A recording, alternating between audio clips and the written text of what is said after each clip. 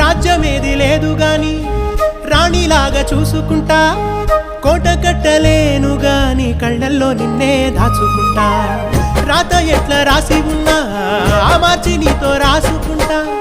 స్వర్గమంటూ ఉన్నదంటే అది నీతోనే ప్రతిరోజు పంచుకుంటా.